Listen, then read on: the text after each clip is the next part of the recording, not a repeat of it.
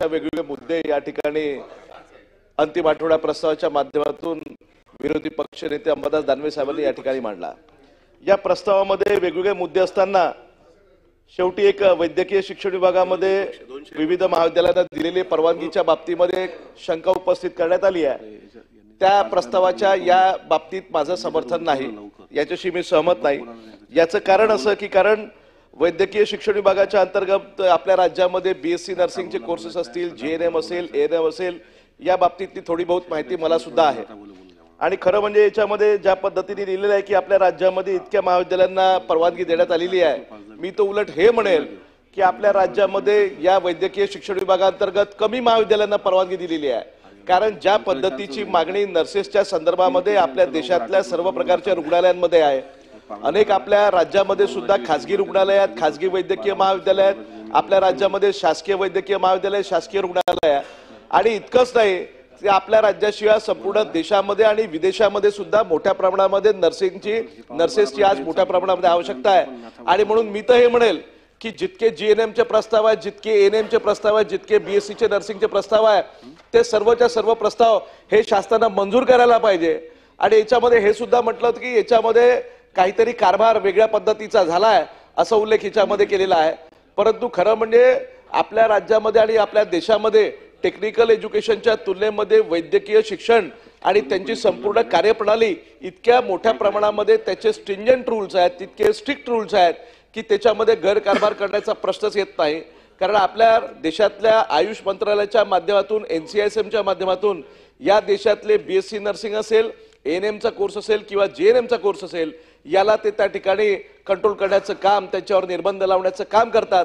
आणि म्हणून याच्यामध्ये कुठल्याही पद्धतीचा गैरकारभार झाला असं बिलकुल मला वाटत नाही। माझी ही मागणी राहील की आपल्या देशामध्ये ज्या पद्धतीची नर्सेसची मागणी आहे, आणि केवळ देशात नाही तर दुबई असेल किंवा बाकीच्या गल्फ कंट्रीज असेल, आणि इतकंच नाही तर जर्मनी सारख्या एका त्या देशातल्या एका डिस्ट्रिक्ट सोबत आपल्या राज्यानं सुद्धा, आपल्या देशानं सुद्धा त्या ठिकाणी करारनामा केला आहे की त्यांच्या राज्यामध्ये जितक्या प्रमाणामध्ये नर्सेसची आवश्यकता आहे, ती नर्सेसची त्या ठिकाणी आवश्यकता दूर करण्यासाठी, त्या नर्सेसचा पुरवठा करण्याच्या संदर्भामध्ये आपण तसं एमओयू सादर केलेला आहे। आणि म्हणून माझी मागणी आहे की या संदर्भामध्ये वैद्यकीय शिक्षण विभागाने मागल्या काळामध्ये अतिशय चांगली कामगिरी केलेली आहे। आणि याही पलीकडे आपल्या राज्यामध्ये जे काही निकष असतील, जो काही पर्स्पेक्टिव्ह प्लॅन आपल्या राज्यामध्ये या बीएससी नर्सिंगच्या बाबतीमध्ये, एएनएमच्या बाबतीमध्ये, जीएनएमच्या बाबतीमध्ये आहे, तो पर्स्पेक्टिव्ह प्लॅन त्याच्यामध्ये अधिक संख्या त्याची वाढ करून अधिक मोठ्या प्रमाणामध्ये महाविद्यालय सुरू करण्यात यावे अशी सुद्धा या ठिकाणी माझी मागणी आहे।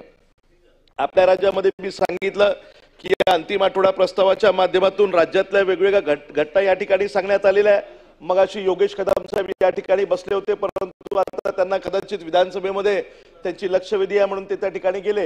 परंतु या ठिकाणी शासनाचे जे मंत्री आहेत त्यांनी सुद्धा या गोष्टीकडे लक्ष द्यावं। माझी आपल्या राज्यामध्ये ज्या घटना गेल्या 3-4 वर्षामध्ये घडलेल्या आहेत, आणि विशेष करून सदा सरवणकरांचा गोळीबार असेल, गणपत गायकवाडांचा पोलीस स्टेशन मधला गोळीबार असेल, त्या ठिकाणी घोसाळकर नावाचे एका बिल्डरची त्यांच्या ऑफिसमध्ये जाऊन हत्या झालेली हत्या असेल, अलीकडच्या काळामध्ये बाबा सिद्दीकींची त्यांच्या घरासमोरच त्या ठिकाणी बाहेर निघाल्यानंतर त्यांच्यावर झालेला गोळीबार असेल, सलमान खानच्या घरामध्ये घुसून झालेला गोळीबार असेल, शाहरुख खानच्या बंगल्यामध्ये 3 लोक त्या ठिकाणी त्यांच्या इतक्या सिक्युअर्ड अशा पद्धतीच्या बंगल्यामध्ये घुसलेले लोक असेल, सैफ खानवर झालेला हल्ला असेल, पूनम ढिल्लोनच्या घरी झालेली चोरी असेल, अशा वेगवेगळ्या घटना जर आपण आपल्या राज्यातल्या पाहिल्या तर आपल्या राज्यामध्ये कायदा आणि सुव्यवस्था खरंच आहे का हा प्रश्न निर्माण होतो। मागच्या काळामध्ये कायदा आणि सुव्यवस्थेच्या बाबतीमध्ये माझी ही मागणी होती की आपल्या राज्यामध्ये जितके काही आमदार आहेत, जितके लोकप्रतिनिधी आहे, यांना त्या ठिकाणी बंदुकीची आवश्यकता काय आहे? आपण जर आम्ही जर इतके लोकप्रिय आहे, आपण जर लोकांच्या भरोशावर निवडून येतो, लोक आपल्याला निवडून येतात, आणि ज्या पद्धतीने आपण सगळेजण सांगतो की आम्ही खूप लोकप्रिय आहे, आणि आपणच ती बंदूक बाळगायची, आपणच त्या ठिकाणी 12 बोरची रायफलचं लायसन्स घ्यायचं, रिव्हॉल्व्हरचं लायसन्स घ्यायचं, विदेशी बनावटच्या बंदुकीचं लायसन्स घ्यायचं, हा कोणता प्रकार आहे?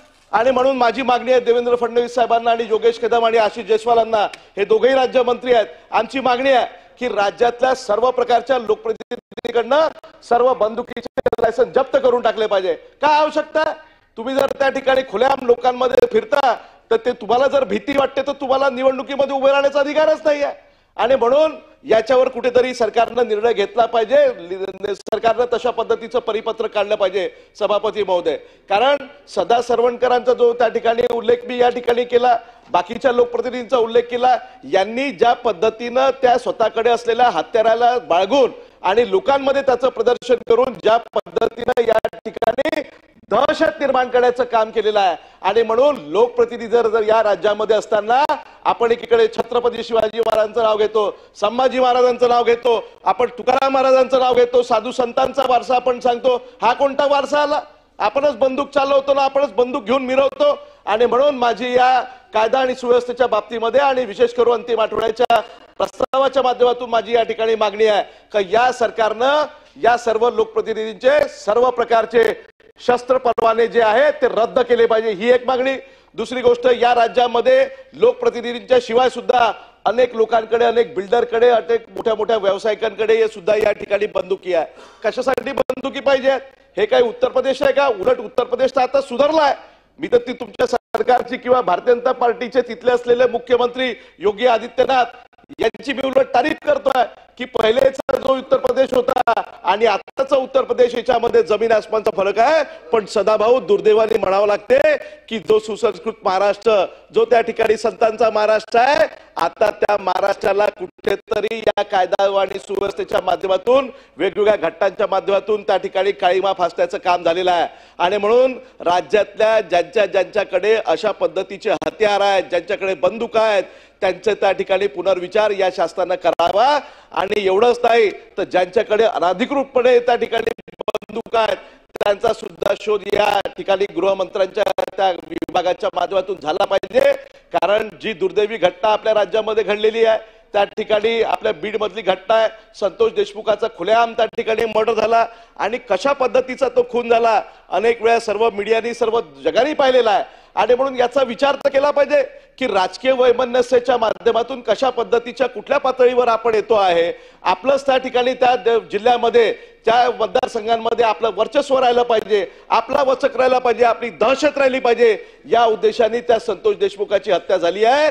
त्याचं सुद्धा या ठिकाणी आपण धडा घेणार आहोत की नाही आणि तशा पद्धतीच्या घटना आपल्या राज्यामध्ये अधिक घडू नये अशा पद्धतीची त्या ठिकाणी आपण उपाययोजना करणार आहे की नाही, अशा पद्धतीचा विचार या राज्यामध्ये आपण सर्वांनी घेतलं पाहिजे. या ठिकाणी कायदा आणि सुव्यवस्थेच्या बाबतीमध्ये बोलताना मला त्या ठिकाणी त्या घटनेची आठवण झाली की सूर्यवंशी नावाचा ते एक त्या ठिकाणी तरुण युवक, त्याची सुद्धा पोलीस कस्टडीमध्ये मृत्यू झाला आणि ते सांगितलं झालं की त्या ठिकाणी पोलीस कस्टडीमधून बाहेर आल्यानंतर त्याला हार्ट अटॅक आला नाही तर त्याला मल्टिपल इंजुरी झाल्या. अशा पद्धतीची मारहाण त्या पोलीस कोठडीमध्ये त्या सूर्यवंशी नावाच्या युवकांच्या त्या ठिकाणी झालेली आहे. आणि म्हणून या सर्व बाबतीमध्ये नेमकं आपल्याला महाराष्ट्र कुठे नेऊन ठेवायचा आहे, कुठेच घेऊन चालला आपला महाराष्ट्र, अशा पद्धतीचा या ठिकाणी उल्लेख करायचा मला या ठिकाणी वाटतो. अनेक प्रकारच्या घटना आपल्या देशामध्ये national crime bureau, records bureau अशा पद्धतीची आपली एक तरतूद आहे आणि ही सेंट्रल गव्हर्नमेंटची 1986 मध्ये आपल्या देशामध्ये वेगवेगळ्या राज्यामध्ये कशा पद्धतीचे कुठल्या प्रकारचे गुन्हे घडतात याचं त्या पोर्टलवर नोंदणी होते. या पोर्टलवर त्याची माहिती उपलब्ध असते. ही जर माहिती आपण जर घेतलं तर आपल्या राज्यामध्ये मोठ्या प्रमाणामध्ये मागच्या काळामध्ये गुन्हे वाढलेल्याचं हे आपल्या सर्वांना माहिती आहे.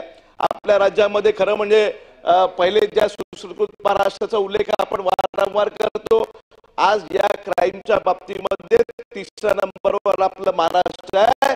संपूर्ण देशाच्या वेगवेगळ्या जिल्ह्यांच्या आणि वेगवेगळ्या राज्याच्या तुलनेमध्ये एक उत्तर प्रदेश आणि मध्य प्रदेश नंतर सर्वाधिक गुन्हे नोंदवणारा जर कुठलं राज्य असेल तर ते महाराष्ट्र आहे. आणि म्हणून या ठिकाणी गृह खात्याचं कारभार ज्या पद्धतीनं आपल्या राज्यामध्ये सुरू आहे त्याच्यावर प्रश्नचिन्ह निर्माण झालेलं आहे.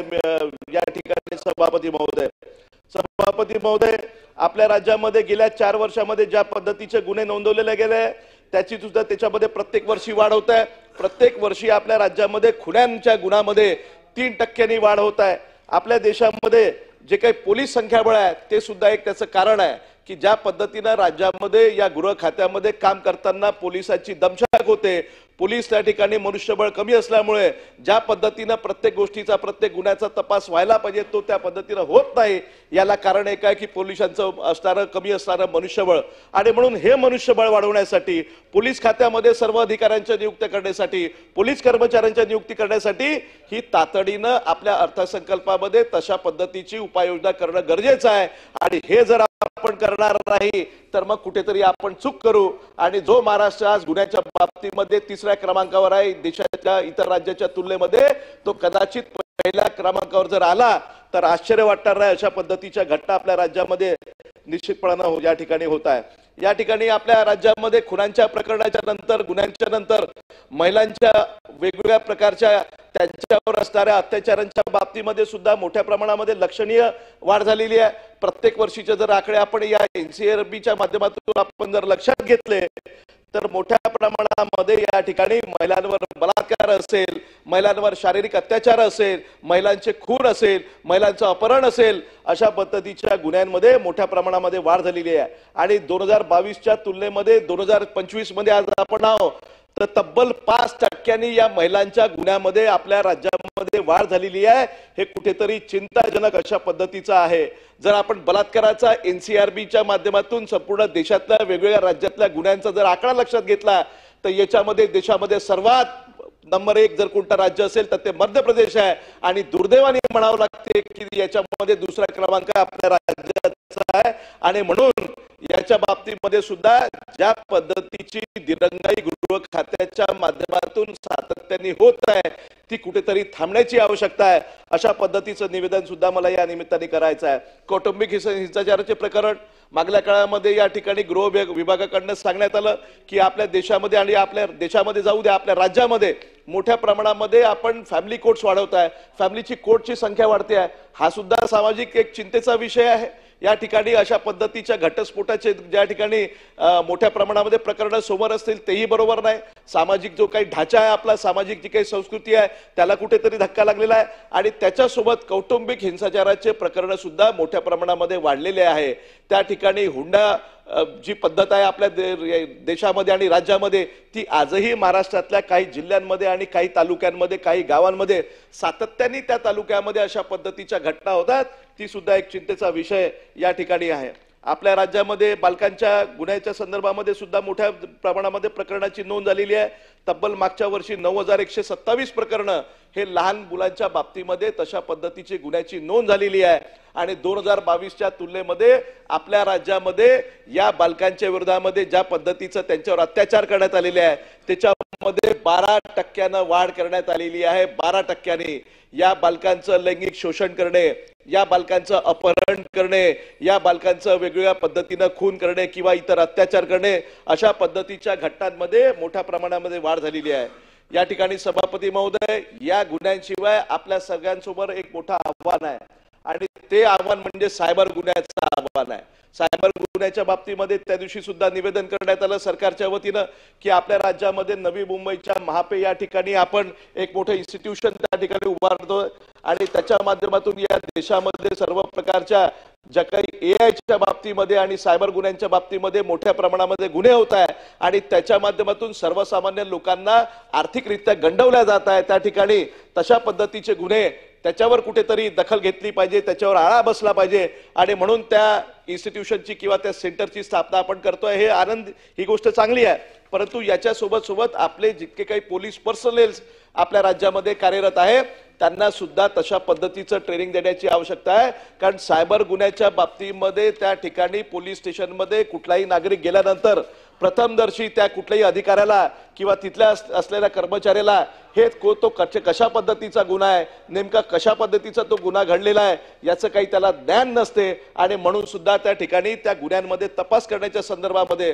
आणि लवकरात लवकर ते प्रकरण निकाली काढण्याच्या संदर्भामध्ये हा आपल्या पोलीस विभागासमोर मोठा प्रश्न आहे झिरवाळ साहेब। आणि म्हणून या ठिकाणी अशा पद्धतीच्या मोठ्या प्रमाणामध्ये डेटा चोरी असेल, ऑनलाईन फसवणूक असेल, त्या ठिकाणी सोशल मीडिया असेल, सोशल मीडियाच्या बाबतीमध्ये सुद्धा सभापती महोदय आपणच काल या ठिकाणी मुद्दा मांडला की या राज्यामध्ये सायबर किंवा त्या ठिकाणी सोशल मीडियाचा गैरवापर करून राज्यामध्ये वाटेल तशा पद्धतीचे वर्तणूक करतात, वाटेल तशा पद्धतीचं त्या ठिकाणी महापुरुषांवर आपले कमेंट्स पास करतात। याच्यावर सुद्धा एक स्पेसिफिक कायदा ही तयार करण्याची गरज आहे। मागल्या काळामध्ये आपल्या राज्यामध्ये मोठ्या प्रमाणामध्ये या सर्व गुन्ह्यामध्ये वाढ होत असताना बिंगो नावाचा एक प्रकार आहे। ऑनलाईन लॉटरी असेल, ऑनलाईन त्या ठिकाणी वेगवेगळ्या पद्धतीचे आर्थिक गुन्हे करण्याच्या संदर्भामध्ये ऑनलाईन गेमच्या संदर्भामध्ये 2 वर्षापूर्वी सुद्धा मी लक्षवेधी जेव्हा मांडली होती तेव्हा मुख्यमंत्री महोदयांकडून असं सांगण्यात आलं आहे की सुप्रीम कोर्टात आणि केंद्र सरकारने असं ठरवलेलं आहे की ऑनलाईन गेम जर तो स्किल गेम या प्रकारामध्ये येत असेल तर मग त्याच्यावर आपण जीएसटी 28% लावू आणि तशा पद्धतीच्या गेम्सवर बंदी लावता येत नाही, अशा पद्धतीचं वक्तव्य हे शासनाच्या वतीने आले होते।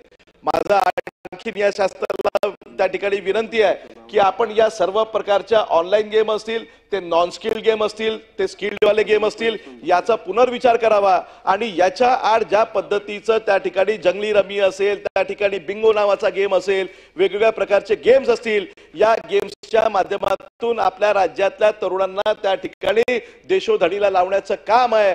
अनेक तरुण त्या ठिकाणी देशोधडीला लागल्यानंतर त्यांना आत्महत्या करण्याशिवाय दुसऱ्या कुठल्या पर्याय राहिला नाही, अशा पद्धतीची परिस्थिती आपल्या राज्यामध्ये या सर्व क्राईमच्या माध्यमातून मोठ्या प्रमाणामध्ये निर्माण झाली आहे। आणि म्हणून माझी या अंतिम आठवड्या प्रस्तावाच्या माध्यमातून विनंती आहे की आपण या राज्यातल्या पोलीस बळाला अधिक सक्षम करण्यासाठी त्याच्यामध्ये आणखीन या अधिकाऱ्यांची आणि कर्मचाऱ्यांची नियुक्ती करण्याचा प्रस्ताव हा ताबडतोब पारित करावा आणि आपल्या राज्यामध्ये ही कायदा आणि सुव्यवस्था ही चांगली राखण्यासाठी त्या ठिकाणी ज्या पद्धतीच्या उपाययोजना करायचा आहे त्याचा विचार येणाऱ्या काळामध्ये निश्चितपणे आपण या ठिकाणी केला पाहिजे। या ठिकाणी काल एक घटना घडली आपल्या राज्यामध्ये, तो कुणाल कामरा नावाचा एक कॉमेडियन आहे, त्यांनी त्या पद्धतीचं गाणं बनवलं आणि म्हणून या ठिकाणी आपल्या राज्यामध्ये एकनाथ शिंदे साहेबांना मानणारा जो वर्ग आहे, शिवसेनेमध्ये काम करणारे जे कार्यकर्ते आहे, ह्या कार्यकर्त्यांनी त्या स्टुडिओमध्ये जाऊन तोडफोड केली। खरं म्हणजे उदय सामंत साहेबांनी या ठिकाणी काल स्टेटमेंट केलं की कुठल्याही राजकीय नेत्याच्या बद्दल अशा पद्धतीचे आक्षेपार्ह अशा पद्धतीचं व्हिडिओ बनवणे किंवा गाणे तयार करणे किंवा मजकूर लिहिणे किंवा मजकूर टाकणे हे आक्षेपार्ह इथपर्यंत बरोबर आहे, त्याच्याशी आम्ही सुद्धा संमत आहे। कुठल्याही पक्षाचा नेता असो, कुठल्याही राजकीय पक्षाचा तो त्या ठिकाणी नेता असो, त्यांच्या बाबतीमध्ये अशा पद्धतीची खिल्ली उडवण्याचं काम जर कोणी करत असेल तर ते आपल्याला मान्य नाही। पण दुसरीकडे हाही विचार आपल्या सोबत आला पाहिजे की ज्या प्रशांत कोरटकरांनी थेट छत्रपती संभाजी महाराजांच्या बाबतीमध्ये फोनवर संभाषण करताना जे आक्षेपार्ह विधान केलं, मग त्याच्या घरी आपले कार्यकर्ते तोडफोड करायला का नाही गेले? मग त्या ठिकाणी छत्रपती शिवाजी महाराजांच्या बाबतीमध्ये अनेक लोकांनी, मग राहुल सोलापूरकर असेल, त्यांनी सुद्धा तशा पद्धतीचं वक्तव्य केलं, मग तेव्हा आपले कार्यकर्ते त्यांच्यामध्ये काय धमक नव्हती का? मग ते त्यांच्या घरी का नाही गेले? म्हणजे छत्रपती शिवाजी महाराजांचा अपमान झाला तर चालते, ती फक्त आपण त्या ठिकाणी शासनाने ती दखल घ्यावी आणि शासनाने गुन्हे नोंदावे।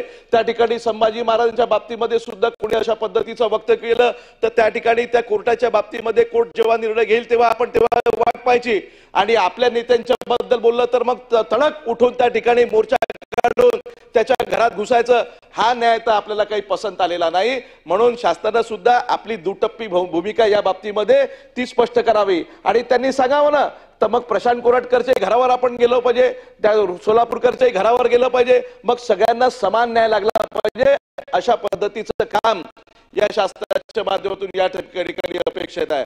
नागपूरमध्ये जी दंगल झाली ती अत्यंत दुर्दैवी आहे। अशा पद्धतीच्या दंगली या नागपुरामध्ये याच्यापूर्वी कधी घडल्या नाही। नागपूर शहर एक सुसंस्कृत अशा पद्धतीचं शहर आहे, कॉस्मोपॉलिटन शहर आहे, सर्व जातीचे, पंथाचे, धर्माचे, बोली भाषेचे लोक त्या शहरामध्ये राहतात आणि अतिशय चांगल्या पद्धतीचं शहर म्हणून नागपूर शहर या ठिकाणी मागल्या काही काळामध्ये उदयास आलेला आहे। या शहरामध्ये ज्या पद्धतीची घटना घडली ती त्या ठिकाणी दुर्दैवी आहे आणि म्हणून आमची या अंतिम आठवडा प्रस्तावाच्या माध्यमातून शासनाला विनंती आहे की या संपूर्ण घटनेच्या बाबतीमध्ये जे काही व्हिडिओ समोर आले असतील, ज्या व्हिडिओच्या आधारावर पोलीस विभागाने कारवाई केली असेल, हे सर्व व्हिडिओज आपण शासनाच्या माध्यमातून लोकांना कळले पाहिजे आणि अशा पद्धतीच्या दंगली पुन्हा नागपूर शहरामध्ये किंवा कुठेही देशामध्ये होऊ नये याची दखल आपण सर्वांनी घेतली पाहिजे आणि या ठिकाणी आपल्या राज्यातली कायदा आणि सुव्यवस्था ही ज्या पद्धतीने वेगवेगळ्या प्रकारच्या घटना घडत आहे त्याच्यावर शासनाने विचार करावा।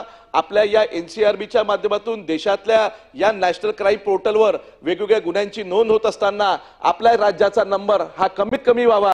आपल्या राज्यामध्ये महिलांवरचे गुन्हेगारीचे प्रमाण, बालकांवरचे गुन्हेगारीचे प्रमाण, इतर जे काही खुनांचे प्रकार असतील, घरफोडीचे प्रमाण असतील, सायबर गुन्ह्याचे प्रमाण असतील, हे सर्व याचं प्रमाण कसं कमी करता येईल या पद्धतीचं काम शासनाच्या गृह विभागाच्या माध्यमातून व्हायला पाहिजे अशी आमची सर्वांची अपेक्षा आहे। आणि म्हणून या अंतिम आठवड्याच्या प्रस्तावाच्या माध्यमातून मी कायदा आणि सुव्यवस्था हाताळताना गृह विभाग कशा पद्धतीने अपयशी ठरला ते या ठिकाणी मी सांगितलं आणि म्हणून मी शासनाच्या गृह विभागाचा या ठिकाणी निषेध करतो आणि आपल्या वक्तव्याला विराम देतो. धन्यवाद. सन्माननीय सदस्य एकनाथराव खडसे साहेब. सभापती महोदय,